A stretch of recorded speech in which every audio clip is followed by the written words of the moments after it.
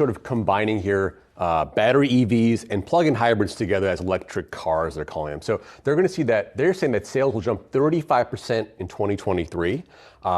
Now, last year we sold globally 10 million. The industry sold 10 million globally. They're seeing 14 million units sold in 2023, and market share jumping from 14% to 18% globally for these electric cars. So one little nugget here is China still dominates that EV market. 60% of all electric car sales happened there last year. More than half of all electric cars in the world are in China. So a long way to go for the US and Europe to catch up, but it seems the trend is in the right direction there for electric cars. Does certainly seem like the trend is in the right direction. So you mentioned some of the targets here, what's expected in terms of sales growth for 2023. What about looking further out, 2024, 2025? How quickly are we expecting some of that adoption of EVs? So for 2030, the IEA sees EV share rising to 35% by the end of the decade. Tesla's service revenue, partially derived from paid supercharging, increased by over 80% in Q3 of 2022. Furthermore, the industry predictions suggest that Tesla's supercharging network could be on track to generate up to $648 million in profits by 2023. But there's another interesting angle to consider. Tesla is planning to expand its supercharging network to other EV users, including those beyond Ford. This strategic move could turn the network from a significant profit center into an even more substantial source of revenue. So we ask, could this be the next major development for Tesla? Join us as we explore expert insights and discuss future possibilities surrounding this intriguing development. Make sure to subscribe and keep updated.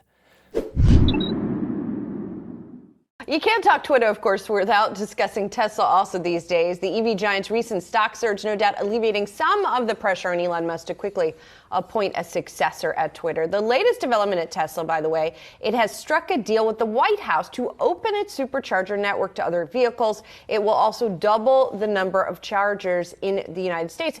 This is part of a bigger plan by the White House to just increase the charger network as it pushes towards a more electric future. But this is interesting at Tesla because most of its chargers have been exclusive to Teslas. And so this is pretty significant. If you have an electric vehicle of any kind, you're going to have more places to charge it. This is, of course, good to see. But look, the other side of it, you could roll up there with another EV model out of a GM and Ford, see these Tesla signs, and maybe you're unhappy with your EV maker from these companies. You know what? Maybe I should give Tesla a play here for some reason. Maybe my next car should be a Tesla. So there's a little bit of marketing here too as well, but I appreciate what Tesla's trying to do. But it also gives you confidence among the EV manufacturers that there would be some type of movement, a consortium to make sure that American drivers and international drivers know that the vehicles are safe, that there is a combined effort to make sure that there is more taking up of these types of vehicles as well here in the place of ICE or internal combustion engines. And for the 7,500 chargers from the Supercharger and Destination Charger network that are going to be made available, that's going to happen by the end of 2024. So, co-founder and senior vice president of Sapiens Decision, Larry Goldberg, has said that Tesla's supercharging business could yield as much as $3 per Tesla share within the next 5 years. According to him, this would include Tesla expanding to multiple OEMs as the semi-charging business.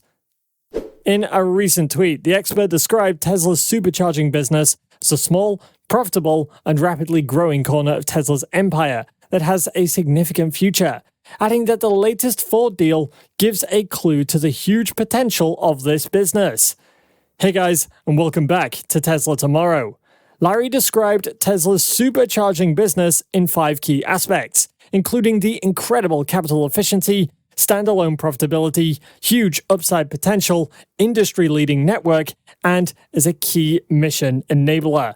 Goldberg stated in his tweet that without a nationwide, dependable charging network enabling rapid charging on road trips, the EV revolution would sputter and fail. And so if Tesla had not initiated this project about a decade ago, this could have been a lost opportunity.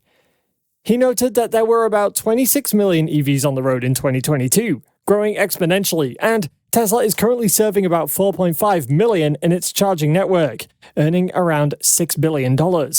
A previous report from Goldman Sachs included estimates of just how much revenue Tesla could generate if it actually has other EVs charging on its network. The investment firm says that Tesla could make over $25 billion per year thanks to this upcoming plan. But what about Tesla users? And how will the car company cope if other EV makers decide to follow in Ford's footsteps? Well, we're going to have more details in this video. But before we get into it, if you like this type of content, subscribe, hit that like button, and turn on notifications to keep up to date on everything going on with Tesla. Goldman Sachs considers the amount of Level 3 superchargers in Tesla's networks, and according to the investment bank's research, Tesla had approximately 3,000 stations with about 25,000 or more stalls at the time. It also considered the number of Level 2 destination chargers that Tesla built in partnership with various hotels, restaurants, shopping centers, and resorts. Now, there's even more surges going on with EV adoption, and many EVs and OEMs are being produced, and the products that these OEMs are making are pretty compelling EVs. And it makes sense for Tesla to once again offer its vast and powerful supercharger network to other automakers. It makes perfect sense that Tesla will stand to benefit from this plan in a big way. $25 billion in revenue is truly incredible, seeing that this is just one of Tesla's revenue sources. Although some Tesla fans and owners do have their concerns about the potential impact on the network's wait times, there's another side to this too. Tesla has learned that scale, in terms of both size and utilization, while reducing wait times to nominal levels, is actually a pretty big deal. Also, the total Ford EV count is less than 1% of Tesla's, so there isn't too much to worry about. If Tesla can generate huge revenue, it should have no problem building out the network quickly to keep up with the new demand. According to Larry Goldberg, just catering to Tesla's drivers, the supercharger business will continue to grow exponentially because of the growth of the total cars on the road, meaning charging revenue will double in the next 3 years. While reacting to Tesla's recent deal with Ford Motors, Larry Goldberg noted that existing OEMs have huge challenges to achieve an EV transformation without trying to build a charging network. Therefore, road trips without reliable, widely available, and fast charging facilities are not practical. He further claimed that competing charging networks, especially in the US, have largely failed to provide reliable, convenient, economic, and fast charging networks, stating that Ford's own network is based on these third parties, which has led to dissatisfaction among customers. According to him, for Ford to meet its ambitious EV plans, on which it is allocating an enormous amount of capital, it needs the charging problem to go away, and Tesla's network, which remains the best globally, is readily available. Goldberg noted that in the previous week, Tesla announced 30 new supercharging stations in operation, with almost 400 posts. He added that the implementation of new stations are occurring at industrial speed, and these will soon be equipped with V4 superchargers. Therefore, opening the EV network solves a problem for Ford and various other OEMs, which they can then use to leverage the economics and efficiency of the Tesla network, thereby advancing the EV mission. Tesla is actively working on expanding its revenue. Elon Musk recently met with China's foreign minister as Beijing pushed to show it's open for foreign business, and that the Tesla CEO reportedly signaled further expansion in China. The Chinese ambassador for the United States noted that Chinese-style modernization, characterized by a huge population and common prosperity, will create unprecedented growth potential and market demand. He added that China's electric vehicle market has broad prospects for development and that China will continue to open up and create a better market-oriented and law-based business environment for foreign firms like Tesla. Tesla is willing to continue to expand its business in China. The country is Tesla's second biggest market, and Musk has sought to maintain good relations with Beijing.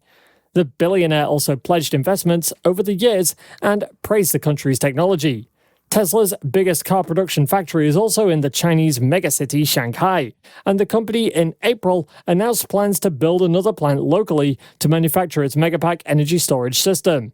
Do you think Tesla's charging network should be open to other EV makers? Let us know down below, and don't forget to tell us what your valuation of Tesla is. And if you want to know more about what Tesla's been up to over the last few days, go ahead and click on this next video on your screen. See you there.